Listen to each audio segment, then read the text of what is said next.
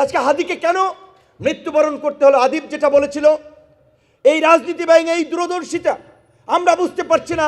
হাদির উপরে আক্রমণ ব্যক্তি হাদির উপরে নয়, এটি আধিপত্যবাদ এবং আগ্রাসন বিরোধী তরুণদের যে আপোষহীন লড়াই, এই লড়াইকে স্তব্ধ করে দেওয়ার আন্দোলন। কারণ এই লড়াই রাজনৈতিক জাতীয় নেতৃবৃন্দের লড়াই নয়।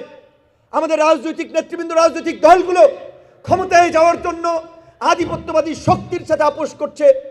আগ্রাসনকে তারা অতীতেও মেনে নিয়েছিল, আগামীতে হয়তো মেনে নেবে, যদি এই তরুণরা রাজনীতিতে না থাকে। 2018 সালের 30শে জুন লাইব্রেরির সামনে আমরা 2018 সালের কোটা সংস্কার আন্দোলনের প্রজ্ঞাপনের দাবিতে একটি সংবাদ সম্মেলন আয়োজন করেছিলাম। সেদিনও বিশ্ববিদ্যালয় বন্ধ ছিল, সম্ভবত শনিবার। আমাদের উপরে কি হামলা হয়েছে আপনারা দেখেছেন, কিভাবে হিংস্র জন্তু জানোয়ারের মতো ছাত্রলীগের দুর্বৃত্তরা হামলে পড়েছিল। 22শে ডিসেম্বরও ছিল শনিবার, একইভাবে আমাদের উপরে সেদিন বর্বরোচিত আক্রমণ করেছিল। তো আমরা 2018 সালে কেন হামলার শিকার হয়েছিলাম? আজকে যে সমস্ত তরুণরা বিসিএস দিতে চান, চাকরি পেতে চান, তাদের অধিকারের জন্য কথা বলতে গিয়েই কিন্তু সেদিন আক্রান্ত হয়েছিলাম। একইভাবে 2019 সালের 22শে ডিসেম্বর কিংবা তার পূর্বে 6 অক্টোবর রাত কিংবা পরবর্তী সকাল 7ই অক্টোবর বুয়েটের মেধাবী ছাত্র আবরার ফাহাদের মৃত্যুকে কেন্দ্র করেও বুয়েটের ছাত্ররা যখন কথা বলতে সাহস পাচ্ছিল না, সেই সময় আমরা ঢাকা বিশ্ববিদ্যালয় থেকে ডাকসুর নেতৃবৃন্দ, শামসুন্নাহার হলের নেতৃবৃন্দ, সুফিয়া কামাল হলেন নেতৃবৃন্দ, এরকম কয়েকজন তরুণ যারা প্রতিবাদী কোটা সংস্কার আন্দোলনের মধ্যে দিয়ে যারা রাজনীতিতে কিছুটা সরব হয়েছিল, তাদেরকে নিয়ে আবরার ফাহাদের হত্যার প্রতিবাদ করেছিলাম। তার পূর্বে 17ই ডিসেম্বর ভারতের এনআরসি এবং সিএ, যেটা মূলত সংখ্যালঘু মুসলমানদেরকে ভারত থেকে বিতাড়িত করার এই মোদি এবং হিন্দুত্ববাদী আরএসএসের যে প্রকল্প, উগ্র হিন্দুত্ববাদী আদর্শের পৃষ্ঠপোষক রাষ্ট্রীয় ক্ষমতা অধিষ্ঠিত মোদির দল বিজেপির যে প্রকল্প, সেটার একটা প্রতিবাদ জানাতে গিয়ে আমরা সেই 22শে ডিসেম্বর হামলার টার্গেট হয়েছিলাম।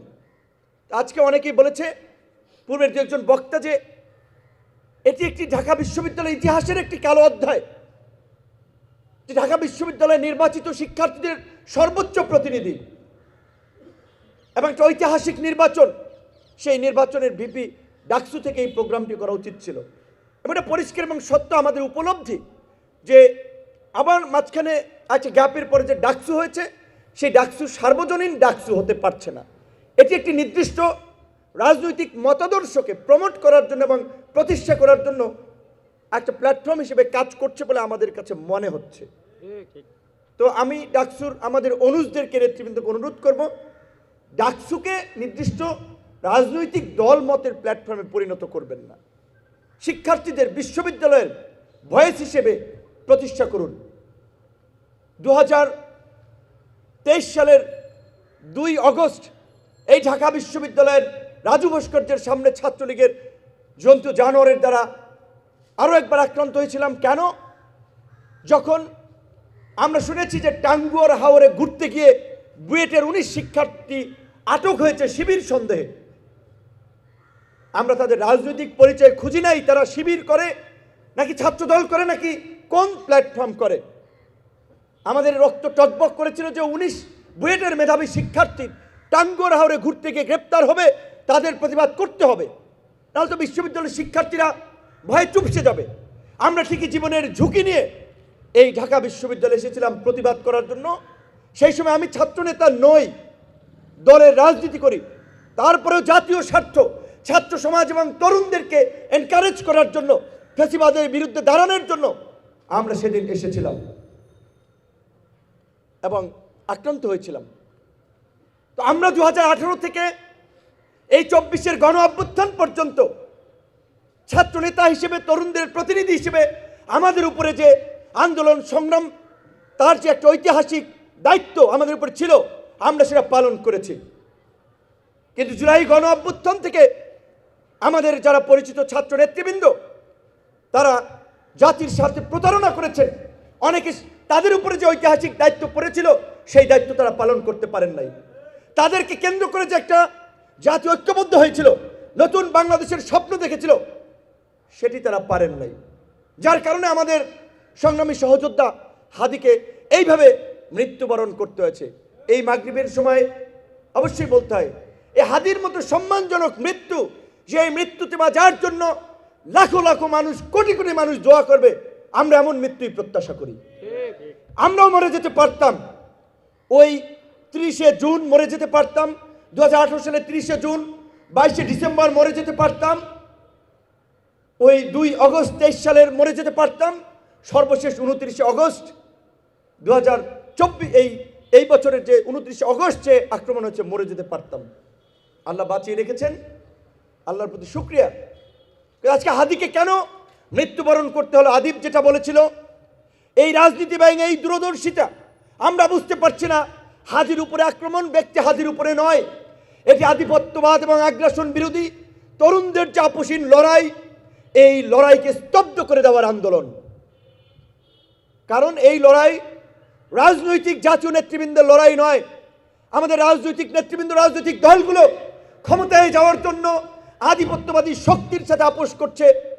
আগ্রাসনকে তারা অতীতেও মেনে নিয়েছিল, আগামীতে হয়তো মেনে নেবে যদি এই তরুণরা রাজনীতিতে না থাকে।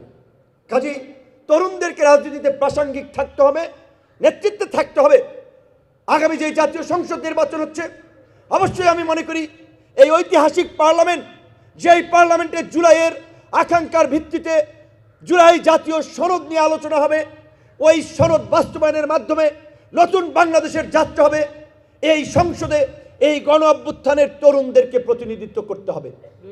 তাই আমি দেশবাসীকে বলবো, যেখান থেকে যেই তরুণরা দাঁড়াচ্ছে সেই তরুণদেরকে সমর্থন করতে হবে।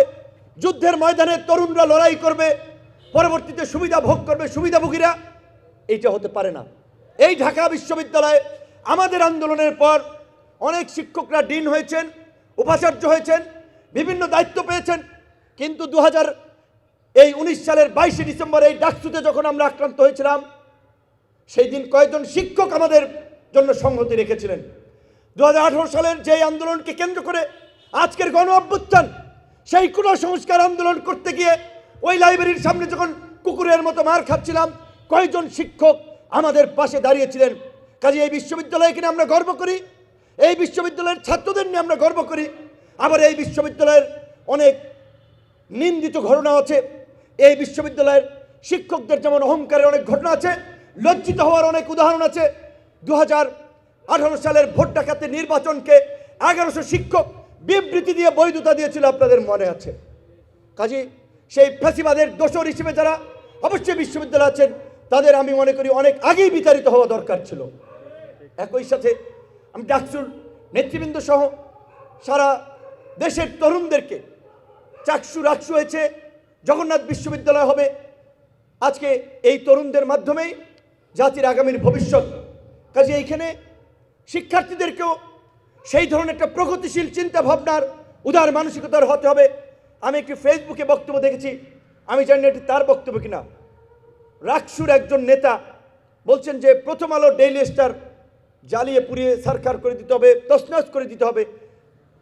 শিক্ষিত তরুণ প্রজন্মের, প্রগতিশীল তরুণরা যদি এই ধ্বংসের কথা বলে, প্রকাশ্যে যদি নাশকতাতে উস্কানি দেয়, তাহলে তো দেশে বিশৃঙ্খলা লেগেই থাকবে। আমরা গণ অভ্যুত্থান পরবর্তী 15 মাস পরে এই আমাদের ভাই হাদি, যার মৃত্যু গোটা দেশকে কাঁদিয়েছিল, তার লড়াইটা আমরা করেছিলাম, আমাদের থেকেই সে অনুপ্রাণিত। সেই লড়াই ধ্বংসের নয়, সেই লড়াই নির্মাণের। তাহলে সেই আমাদের নির্মাণের সহযোদ্ধার মৃত্যুকে কেন্দ্র করে গত কয়েকদিন আগে যে নাশকতা এবং অস্থিরতা তৈরি করেছিল, এটি কিন্তু দেশকে একটি বিপর্যয়ের দিকে নিয়ে যেতে পারত। কেউ যদি মাইকে বিসমিল্লাহির রহমানির রহিম বইলা জাতির উদ্দেশ্যে ভাষণ শুরু করে দিত, আগে কিন্তু ভুক্তভোগী হইত জুলাই সহযোদ্ধারা। কাজেই এই কথা কিন্তু আমাদেরকে পরিষ্কার মনে রাখতে হবে, যে কোনো পরিস্থিতিতে গণতান্ত্রিক প্রক্রিয়ায় বাংলাদেশের উত্তরণ, সেটি কেবলমাত্র একটি নির্বাচনের মাধ্যমেই হতে পারে। এটি ছাড়া বাংলাদেশকে সঠিক ট্র্যাকে তোলার কোনো রাস্তা নাই। সেই জায়গায় যেন আমরা সতর্ক থাকি। এবং আপনারা শুনেছেন পত্রপত্রিকা এসেছে আমাদের অনেককে গানম্যান দেওয়া হচ্ছে সরকারের পক্ষ থেকে। যে এই সরকারের আইন শৃঙ্খলা বাহিনী প্রকাশ্যে পোশাক পরিহিত অবস্থায় অফিসের সামনে পিটিয়ে মারে, সেই বিচার না হওয়া পর্যন্ত ওই সরকারের গান দিয়ে নিরাপত্তা দেওয়ার উপরে থু মারি। আমরা পরিষ্কারভাবে বলছি 29 আগস্টের ঘটনায় বিচার না হওয়া পর্যন্ত আমার গানম্যানের দরকার নাই, আমি গানম্যান নেব না, আমি প্রত্যাখ্যান করছি। এবং সরকারকে বলতে চাই, গানম্যান দিয়ে গুটি কয়েক ব্যক্তিকে নিরাপত্তা দিয়ে দেশকে নিরাপদ করতে পারবেন না। গোটা দেশের মানুষের নিরাপত্তায় সরকারকে ঢেলে সাজান, আইন শৃঙ্খলা বাহিনীকে ঢেলে সাজান, অন্যথায় প্রার্থীদের নিরাপত্তা দিলেন, ভোটাররা নিরাপদ বোধ না করলে তো কেন্দ্রে যাবে না। এবং আমি পরিষ্কারভাবে আপনাদেরকে বলতে চাই, আমার উপরে এই সরকার আমলে যে আক্রমণ হয়েছে সেটি আপনারা জানেন পুলিশ এবং সেনাবাহিনীর পোশাক পরিহিত দুর্বৃত্তদের দ্বারা। এই ঘটনায় যেহেতু 30 কার্য দিবসের নোটিশ জারি করে 4 সেপ্টেম্বর থেকে এখন পর্যন্ত বিচার করে নাই, তার মানে এই ঘটনায় সরকারের মৌন সমর্থন রয়েছে এবং যদি বিচার না হয় তার জন্য দায়ী থাকবে সরকার। এবং আমি এই ঘটনার জন্য ডক্টর ইউনূস এবং তার উপদেষ্টা পরিষদকে আমি দায়ী করব। তাই আমি আবার বলছি, আমি গানম্যান নেব না। আমার যদি কিছু হয় সেদিন আপনারা আমার কবরের সাথে এই উপদেষ্টা পরিষদকে আপনারা কবর দেবেন, এটি আপনাদের প্রতি আমার আহ্বান।